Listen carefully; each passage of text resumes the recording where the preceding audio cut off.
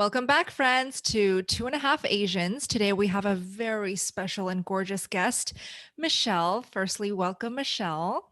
Thank you so much. We want to know so much about you. You're just so intriguing to us. Firstly, just a little introduction about you.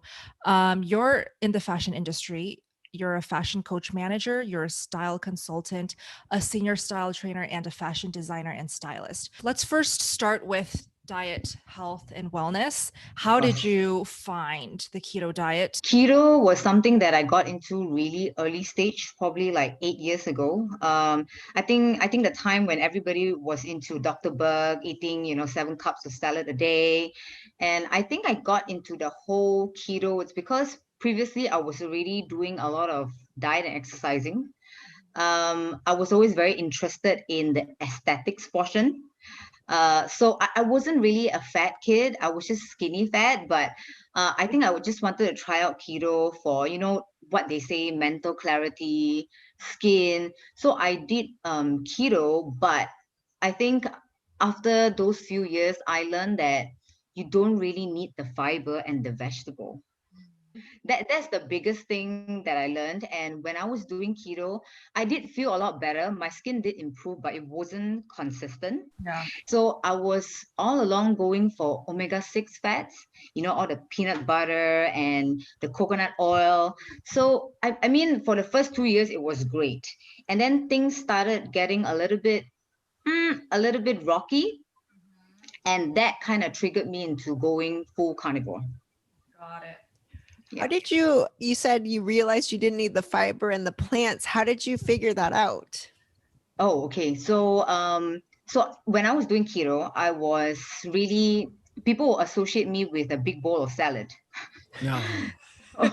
So it's always I was very, very strict, I think the same personality as what Bella mentioned in some of her videos where she either go all in, so I went all the way to even 8 cups of vegetable. My husband was like, "Are you sure you're really going to finish that bowl of salad?" And I would do it. Even if I feel so full, I would just do it. But then it got so, I got a lot of indigestion. Things started to not make sense to me. Like every few weeks, I would start to feel bloated. And I was like, you know what? I don't think this is very normal. So then I started, doing a bit of Googling as everybody else, and I get a lot of my information from YouTube, and that's where I found, Steak and Butter Gal, her videos. And I first stumbled upon Frank Tufano. Mm-hmm.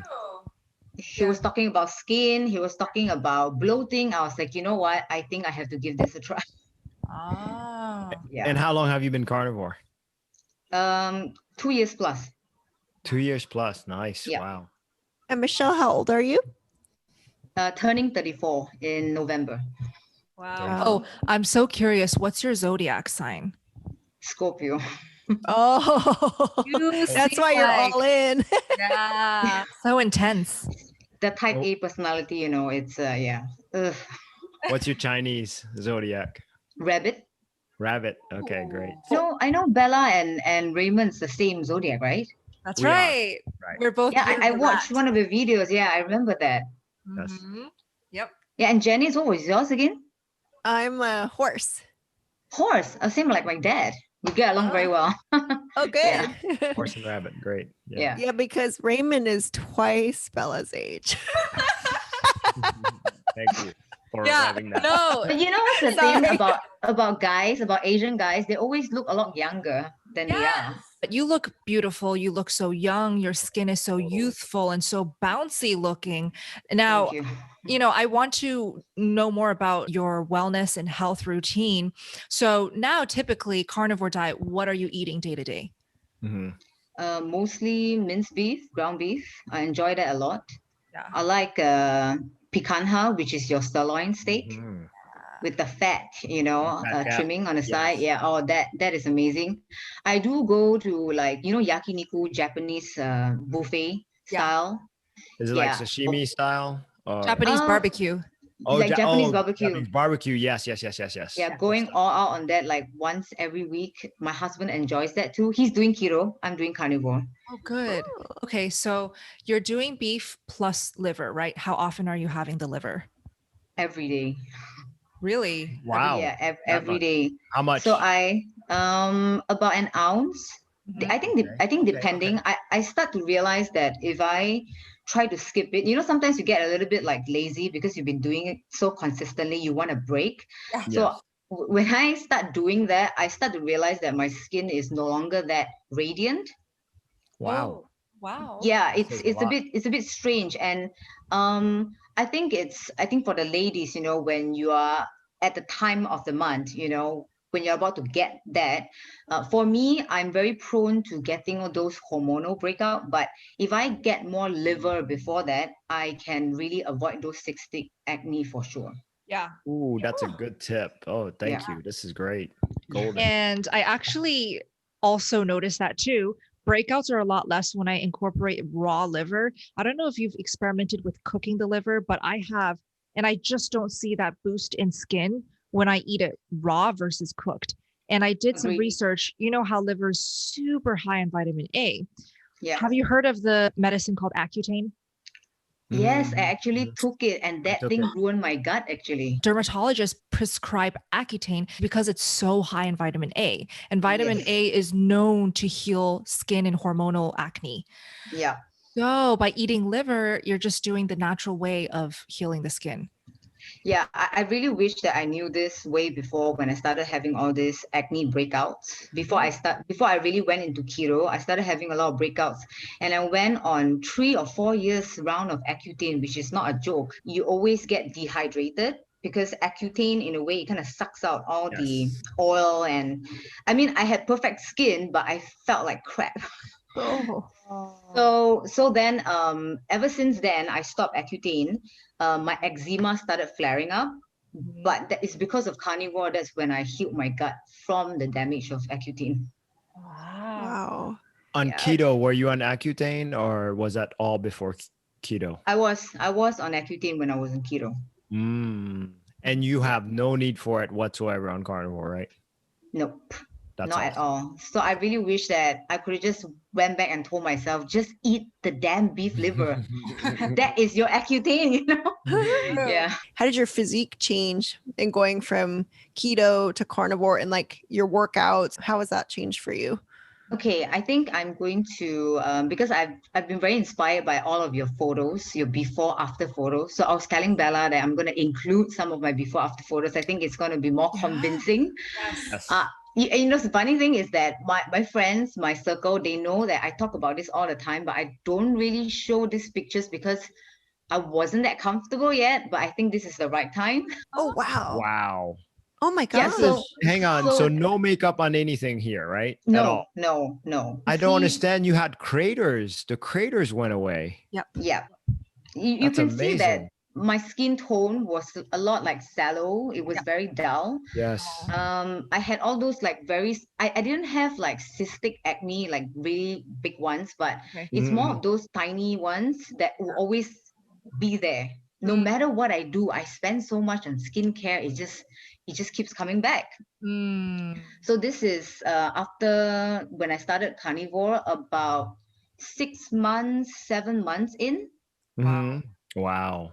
And it got brighter too. And my friends started asking me, "Are you like on some brightening treatment?" I said, Yeah. No, I'm not. Well, Just eat your liver." But they're still disgusted by it. So do you have cream on or anything on either picture? oh no, I don't. This is my Wow, that's bare, amazing. That's great. Your bare face. No bare touch up, face. nothing. Amazing. Wow. It's unbelievable to see where you see the crater, the little holes, It's so Yeah. and they're like noticeable. totally gone. Yep. Yeah, I think it's the liver. I think so. Fascinating. When the skin got quite bright, I think it really shows that healthy complexion. So I didn't really Yes. have to wear a lot of foundation as I did before Yeah. to Yes. like even out my skin tone. Now it's a lot better. Yeah. When I went into keto, I did got a little bit too skinny. Whoa. This Wow. was Yeah. like, when I saw this photo, like now I'm like, wow, I look anorexic back then, and You look nobody told me anything about it. I'm really short. I'm like 151 cm, really tiny, but my weight was probably less than 40 kg. This Ah. Mhm, mhm, mhm. Goodness. Yeah, then I started doing keto. This was I left the timestamp there to prove this was on Facebook, and I took it down. I got really, really lean, but I wasn't really clear in my head. It was always Ah, very foggy. Oh, I get hungry very easily. I needed a lot of coffee throughout the day. That was ah. the lifestyle with keto. That wow, it really changed your body unbelievably, like muscular. What I saw in videos is that people are very concerned about transitioning to carnivore because they are afraid of the weight gain. Yep. Mhm. I did. Clearly, you can see here. I Yeah, did, you but did gain weight. Yes. yeah, but I did it It in looks so a good though. Yeah, Yeah, gain but the weight. thing is, it's so good on your body. It sits so Yeah. well. As a matter of Yeah. fact, in the 2018, you looked a little bit too skinny there, especially around your Yeah. waist. But the other, the yeah. carnivore looks so much better. Right. Yeah, you're much more proportional and like Yes, nice proportional. feminine Yes. curves and like Yes. Obviously, people come into carnivore thinking that it's all about weight loss, but I think it's all about improving your body composition no matter what your weight is. Yeah. Totally. So right now, I'm not that lean anymore. Obviously, I don't have those six packs and everything because I think it's not sustainable. Right now, this is the recent photo. I Ooh. think that this is where I feel the best, which is, it's a funny thing. When I first started dieting, because I do have body dysmorphia in the past Mhm. from my background, and I started dieting when I was 14, 15 years old. And the funny thing was, I was already at 48 kg around 15 years old. Oh. Mhm. And I diet back down all the way to 38 kg was my lowest. And obviously, the body is very clever at telling you that, hey, you cannot continue doing this in the long run. So now I'm actually back at 48 kg. Did you ever lose your period? Yes. Uh-huh. Mm-hmm. Yes. At this point, I think Wow. at this point, yeah, I did. It was not regular. I even lost it for like 2-3 months. So, Michelle, I have a question. What is your workout routine if you have one? Mm-hmm. My workout routine, I do mostly heavy weights, a lot of compound lifting, a lot of deadlifting. That was my thing, and I've been Oh, lifting for over 6-7 years. When I first started keto and so on, I started lifting weights, so I started there. Yeah. wow. Wow. I have to ask, how much do you deadlift? Ooh, how much do I deadlift? About 50 kg. 110. So you can deadlift wow. more than you weigh. That's Yeah. awesome. That's great. All right, Michelle. So we know everything that we can about your diet, your health and wellness, which is obviously the best wealth. But I really want to know how you got into the fashion industry, how you became so passionate about fashion, and what you are doing right now with fashion. When I was young, I didn't do very well in high school, as most Asian family would expect. A Chinese family to do well in maths, end up being a doctor. I wasn't that way. I'm just the more creative individual, I guess. So I didn't do well in high school, but I've always been very good at drawing. Mhm. So my mom noticed that I had that talent. So cut the long story short, she sent me to Kuala Lumpur, which is Malaysia, the capital there. And I studied fashion design. Yeah, so I started as a fashion designer. And then I think my breakthrough was because I knew that I didn't do well in high school. So I wanted to show that fashion is what I meant to do. And because I was motivated by my relatives, they were saying that, oh, mom is going to pay so much for your school just for you to become a tailor, a seamstress. So I wanted to prove to them that this is really a career. So I joined in this Malaysia International Fashion Week, which had those like young designers coming out for competition. And I actually won first place, most promising designer award. Wow. At a point of time. So I was really like eager at that point to show everyone that fashion can be a career and you can make something out of it. Yeah.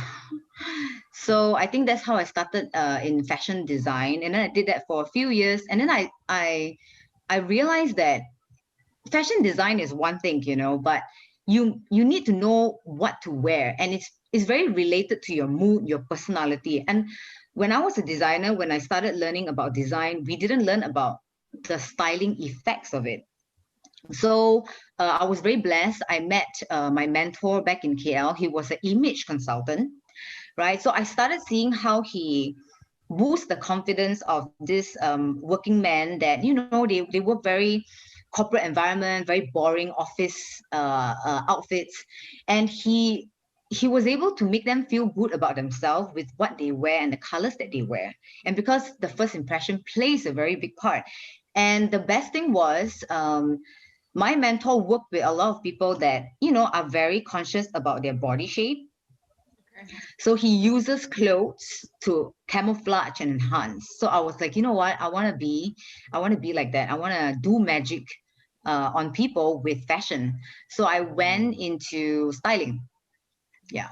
So I went to styling. I did that for a few years. I got all my experience from there. I worked with real people. So it's very different from what people think of the fashion industry, where we only work with supermodels, which is super easy to style. That's not the point. You are supposed to be styling real people and make them feel confident. So I did that, and then I came to Singapore because it's a Malaysian Singapore thing. Us Malaysians always feel that there's a brighter future in Singapore because in terms of income wise, it's always higher in Singapore because of the currency. Yeah. So a lot of Malaysians would actually try to venture into Singapore, and I did that. And then I landed this job as a style trainer. I was like, what position is this? Like, you train people on styling? This is so strange. So I did that. That was my first training job as a stylist. So I train frontline staff. People in the retail industry will walk into the store. They will tell you things like, oh, hi, can I help you? I basically teach these people how to provide styling tips and mix and match tips to their customers. Oh. That's cool. So here I am now. Training people how to style people. Yes. Okay. Yeah. Yeah. So now I'm actually an academy manager, which my freelance is a fashion consultant, because I do have some of my clients that, come on Zoom with me. I go shopping with them. So a little bit like personal shopper. So my job is to take the stress out of your dressing. Oh, wow. Well, I need you. I need you, Michelle. know, right? Yeah. That's great. Yeah. So then I realized that, okay, well, diet plays a very big part in your self-esteem too. I thought that this could be a very interesting combination, because I do make people feel good by looking good. But it's not 100% if they take care of their lifestyle, which is kind of like what we are doing right now. Right. Yeah. Have you gotten that's my people to journey. go carnivore then, based on like if you start styling them and they get to know you? Have you had any of your clients go carnivore? Yeah, my clients was like, what? You're just eating meat? Are you not scared of cholesterol? The usual thing, right? And they started it themselves, and I start to see a few of my friends doing it as well. It's like, wait, this is working. Amazing. Yeah. We do have fashion week. We do have people gathering for sure. But if you come to Singapore, you'll be very surprised that at the main area, people don't really dress up because it's so hot here. Oh. Yeah. People wear t-shirt and shorts and flip-flops. It's pretty much like Florida, I think. Oh, I can come to Singapore then. If you love the sun, Singapore is for you. Yeah. I like wearing flip-flops and like a t-shirt dress on most casual days. wear. Actually, that's a good question about the sun. So how do you take care of yourself in the sun? Because I would assume your face would be very important for, freckles, for example, or whatnot. If you have too much exposure, do you take care of that? Okay, so I tried to experiment a little bit. So I know that when you wear too much sunscreen, it kind of blocks the absorption of the vitamin D, right? Right. Okay, so and because I'm taking this retin A, this cream that is for anti-aging purpose. Oh, it does. You're on it. Okay. Yeah, Great. I'm on it Yeah. like you. Yeah. So because it thins the skin, the layer of the skin, so it's kind of sensitive to the sun. Still have to be a little bit careful with that. Yeah. Yes. Oh, okay. I thought so. Okay. So you wear sunscreen on your face, not really too much on your body. Do you ever, cover your face with a hat? Oh no, I don't do You that. don't mind. Okay. Yeah. Gotcha. Okay. And do you also notice now that you're carnivore, you burn less? Oh yeah, definitely. Oh, wow. Okay, great. So the thing is, when I was doing keto, I think it's what they say where you take a lot of omega-3, it kind of like makes you burn faster. So I think at that point of time, I was putting a lot of sunscreen. I went to the beach and I got really burned, Mm. and my eczema started flaring up. So that was on keto. Oh, Ooh. wow. Yeah, It that was works. bad. It's like the combination of seed oils, plant seed oils, Yeah. plus wearing sunscreen. The So sunscreen. you're literally getting the Interesting. UVA rays, and that's just the worst. So you just burn. Oh. Yeah. Oh. You want the UVB rays, which is why we don't wear sunscreen, because most sunscreens block Oh. out the UVB rays. So that's why you want to allot at least 20 minutes every day. Just go out in the sun with nothing on your skin, no clothes if you can. Just absorb that sunlight so you can get in the UVB. Because then Hmm. once you get in the UVB, you transfer that into vitamin D. Otherwise, Oh. if you're wearing sunscreen, you won't get that. So I went into fasting a little bit too much. I was doing quite a lot of OMAD and even going beyond that. At the beginning, I started losing hair. Mm-hmm. Yeah, and then when I stopped and I upped my fats, that's when things got better. Exactly. Yes, we're very Wow. familiar with that. Such a trend. Yeah. And do you fast currently on carnivore now? Naturally, so I don't force it. Sometimes I eat 3 times a day, sometimes, but I would say normally it's around 16 hours. Hmm. Yeah. Perfect. Love it. What about coffee? Michelle, do you drink coffee? Oh, I used to be a coffee addict. I love coffee, and then but unfortunately, I can't really do too much of coffee. It messes up with my sleep. But funny thing is, I can do green tea. Like I Mm. can do massive amounts of really strong green tea, but coffee, it messes up my sleep, and I tend to get a little bit more irritable when it's near time of the month. That's the difference that I notice. Now, from when you've had coffee and now that you don't, you notice that you're not as irritable or at all. Yeah, I'm more zen. Zen. That's awesome. Yes. Very good. Yeah. So, Michelle, we all know that your last name is definitely not Asian. So, your husband is from where? Serbia. He's from Serbia. Serbian. Okay. Used to be known as Yugoslavia, because I think a lot of people still don't know where Serbia is. You know, the first time that he told me he's from Serbia, I was like, what? Siberia? Good one. I didn't think about that. I That's had great. no idea. Wow. Okay. And how Yeah. did you guys meet? So he was a model back then, and I was at a fashion show. Funny thing is, he came up to me and he tried to flirt. You know, he asked if I was a model, and I told him that, well, look at my height and your height. Why do you think that I'm a model? So that's how we met at a fashion show. But now it's no longer in fashion. He's a coach. He's a football coach. Yeah, Mm. yeah. How old is he compared to you? We are the same age. Same turning age. Oh, 34. fantastic. So Great. yeah, same age. Yeah. So did you, after you met, then did you do like long distance or? Oh yeah. We tried to stay together. Obviously trying to get a job in Singapore. But then we did long distance for about 4 years because he had a job opportunity in Netherlands. So he was there for 4 years. And the funny thing is, we have been together for about 12 years now. Oh my. Yeah, so when we got married, straight away, he went to Holland, Netherlands for 4 years, and I was here. So we were living apart for 4 years. Yeah. So how soon did you guys get married? About 8 years in, 7 or 8 years in. Yeah. And where did you get married? We got married in Serbia. In Serbia. Okay, with his family, I guess, surrounding. Yeah, with his family, and then I got another wedding together with my family back in Malaysia. Okay. Yeah. Oh, sweet. That's And great. how are your families responding with you two being so different? Like how did his family accept you and your family accept him, or? You know what's the funny thing? My mom, right? She is so modernized. Like she watches all this like European, American shows, and she's always teasing me, saying that you better get a Caucasian husband. What? I don't know if Wow. it's a thing, you know, like she's Yes. always very, very fascinated with people that are taller and, you know, and she always made fun of me that way. So when I met him, she didn't say much actually. She was just a little bit worried, like, where is Serbia? You know, yeah. Is he an That was her alien? only concern is where is this place? Yeah. Yeah. Yeah. What about his family? Was he okay or were they okay with you? Okay, so they are very welcoming. I think they have a lot of stereotypes about Serbian people, but they are the warmest, the friendliest. They really take care of you.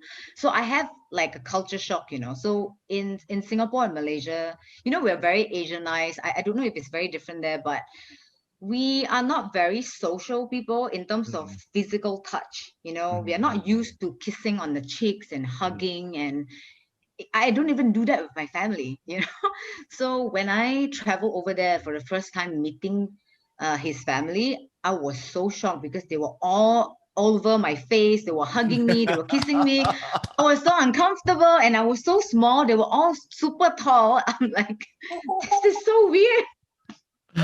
Oh, that's so funny. But it took me a while to adapt to their whole culture because they are very open-minded. They are very straightforward. You know, it's Mhm. very different from where I grew up. So Mhm. yeah. Do you have any So- children? Oh, Oh, not yet. No. Mhm. Not yet. Yeah. but now does he live with you in Singapore like full time now or is he still He's full time working? now. Since Oh, last year. Yeah. and how does he fit in Singapore? Yeah. So in Singapore, we have this mindset where, you know, you cannot be too direct or too straightforward. There's always a method of sending a message or saying something to someone. So I think it took him a while to adapt to that as well. But he's always perceived to be the outsider in a way. Yeah. Mm. Now he does coaching football, which I'm assuming soccer, right? Yeah. Your Soccer. football, yes. Yeah. And so he does it with Singapore children, or is this a professional league, or what is that? Singapore children. Hmm. So all these Asian kids, you know, Yeah, they kind of look up to him like a superhero in a sense. I can imagine. Yeah. Yes. And the funny thing was his accent changed a little bit too. He used to Mm. sound pretty, it kind of sounds a little bit like Russian speaking English, Mhm. right? With that accent, but now he sounds a bit more Singlish. I don't know if you guys heard of this Singlish. Singlish is a way where the locals here, Singaporeans, they turn English into something very local. They will say things like "okay lah." They have this That I know. this That I Yeah, that know. was in Crazy addition. Rich Asians. Yeah. Yes, that Yes, that. yes. Hong Kong people also say okay la, you know. They Okay all, lah, yeah, that's a very common thing here. Wow, so you two then your language is English then, right? Because that's your Oh yeah, shared. yeah. oh Interesting. yes. Oh my If god. not, we can't communicate. But I can speak Serbian a little bit. I Okay. learned. Yeah, Oh, and he can speak some Chinese too, but only the bad words. So of course. we always learn with the bad words first. Yeah. Okay, I'm so curious. So, since you guys are coming from such different cultures and backgrounds, Yeah. upbringings too, now that you're living together, husband and wife, do you still feel like there's instances in daily life where it's like, oh my God, I don't get why he does that, or he just doesn't get why I'm like this, you know? Still have differences. I think it's the way we were brought up.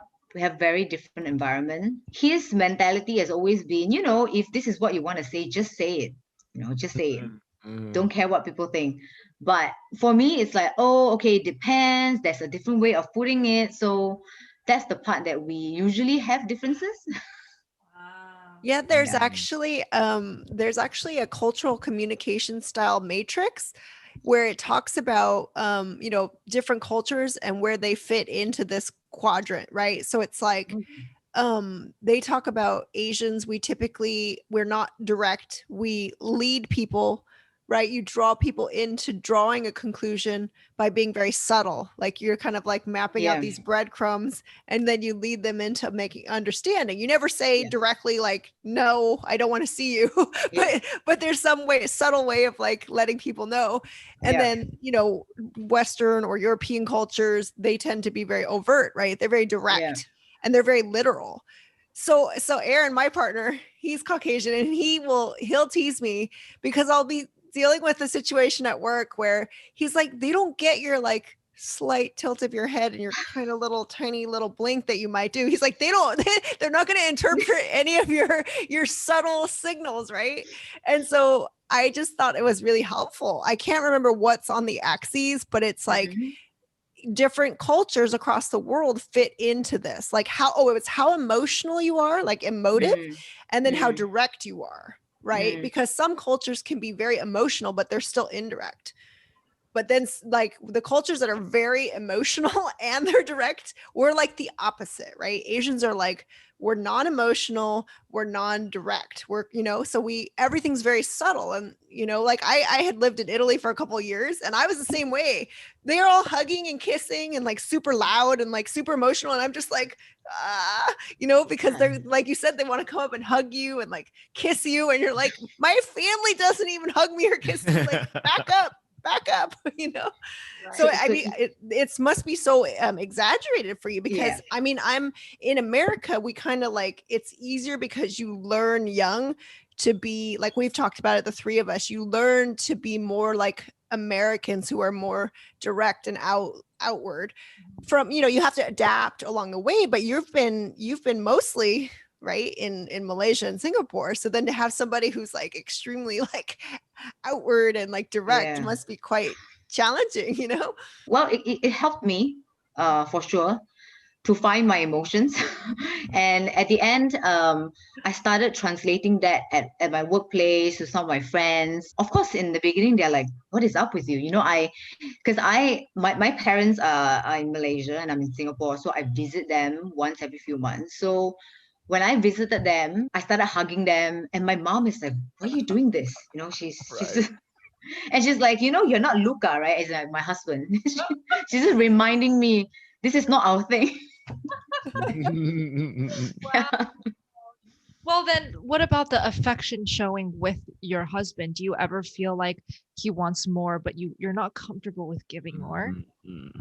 Yeah, I definitely feel that. That's interesting. I'm glad you brought that up. Yeah. So I needed to explore that side of me, so to be more connected. And I realized that, you know, people have 5 languages of love. Yeah. They feel more connected when there's physical. So I realized that he's more of that. Yeah. And so a bit of petting on the head, you know, it kind of works. It's like, okay. I love that. There you go. Well, speaking of, so in Singapore, you probably don't see anybody holding hands, for example, but that's probably very common in Serbia, right? Oh, very common. In Singapore, if you see someone holding hands and trying to kiss him, but everybody will be looking at you and they will take out their phone and they will start recording and putting it on Instagram. It is. It's like a big, like, oh, what are you, like, it's very rude, you know? Right. Wow. Yeah. That's what I thought. Now, how did you talk your husband into keto, or how did that work out? Ooh, diet-wise? That's an interesting one. When he found out that I was doing keto, he was very worried because I was eating a lot of fats. He was pretty worried, and then I think he saw the benefits that I'm getting, my mood getting better, and then when I went carnivore, things just continued to get better. And then I think he had a little bit of fatty liver issues. Because Serbians, they grew up eating a lot of bread. Bread, yes, of course. Like all the time. So he started gaining a little bit of weight around at his like 30 years old. I think, you know, that's when your metabolism starts to change, right? Definitely. And he was like, you know what? I'm going to try keto and just see what happens. Because he tried different things. He tried to cut, you know, calories. He tried to do all those that is not keto and not carnivore. It didn't work. So this is the only route that he could go for. And he lost a few pounds, and then he went to check his blood. It got so much better, and he was a believer then. That's That awesome. yeah. So now, did he think carnivore when you went that way? Did he think, oh my God, now that's crazy? Did Oh he? yeah, yeah. He Yeah. was almost angry at me. He was like, from keto now to carnivore, you're not gonna eat vegetable at all? Because he's just very shocked because I'm a salad girl. He's like, but what about all this vegetable, your vitamins? Aren't you worried of that? And I think I was just very stubborn. I just keep doing it. Mhm. He wasn't very happy. But then I think he saw that, yeah, even my blood test, I did it together with him and he saw it was better. So he Then he doesn't kept say quiet. anything about it. Nope. And That's he amazing. probably is pretty happy with your physique, I would think. I would think. I think so. I hope so. Now, Serbians are pretty stubborn themselves. You sound like you're stubborn also, so that Yeah. must be a quite fun dynamic for you guys. The funny thing is he's Taurus. He's known to be very stubborn. Mm. Yes, very And stubborn. I'm Scorpio. I mean, we are quite, compatible, Compatible. but we can be very strong-headed. Do your parents pressure you to have kids? Of course, but Do they really want they want Of course. grandkids? Right. my mom is very good at doing very subtle things. Like she knows that my personality, it's you cannot just like say it to me because then the more opposite that I'll do it. And Rebel. she, yeah. So she would send me baby emojis. That's Like very subtle. I'm like, what? Why is this baby emoji like? And she'll send me like cute baby photos. I'm like, okay. And your husband does want kids also, it sounds like then. So this Oh sounds yes. good. Great. Yes. Okay. I just want to say that I'm very blessed to have stumbled upon this and to have met all of you. In terms of representing the Asians and even this whole lifestyle, I think it's really, speaking a whole new level to what we are. So I'm really proud of that. So yeah. That means a Yes, lot to us. Thank you. represent. I love Yes. it. Yeah. That's Amazing. beautiful. One last question. So has the carnivore diet changed your vision when it comes to styling? Mm. Yeah, like your Ooh. choices. Change my vision when it comes to styling. Not really, I think. Okay. How Just about your curious. artist, your way of looking? Yeah, I guess the vision, but how Yes. about has it give you a deeper artist edge? I guess Oh, that's the word. okay. I'm able to access my ideas better now because I'm Mhm. clearer in the head. Yeah. I don't need to have a tons of, tea and so on to get into the creative zone. Mhm. I can act very fast. I'm very efficient. And one good example is one work that we need to do is we need to come up with style tips for specific products and outfits. So you really need to think about creative ways to write this. It's kind of like copywriting. Yeah. In the past, I would take hours to do that particular project, Mm. but ever since then now I only take like 1 hour to do it or less because Mm. you That's just amazing. access everything in your brain like that. So Yeah. Mhm. That I uh, can relate. That creative flow, those yeah, juices that you just can access and tap just into it flows. anytime. Yeah. Yeah, Yeah. that's the best part. Amazing. I have a question that's kind of related to what you were just sharing from Michelle, but we did an episode on has carnivore made you a better Asian? Mm. Mhm. Yeah, for sure. For sure. That's I don't great. know if it's gonna help the girls to drive better though. I don't drive. Watch that. I guess It didn't help us. not. It didn't help. Wait, did it help you, Raymond? I know it didn't help Bella and I. I mean, definitely didn't help my sense of direction, that's for sure. Well, Michelle, you don't even drive, so you don't have Yeah, to. I don't, so I will never find out. So. Well, Michelle, it was seriously such a pleasure, such an honor to just learn from you, to learn more about you. Now, for the audience and viewers who are just basically in love with you by now, where can they find you? Where can they find you and contact you if they want to DM you? Find me on Instagram at Michelle X Lalich, Lalic. It's pretty much a vlog there. I post daily stuff on fashion, but sometimes I talk about carnivore because I do get a lot of questions about those.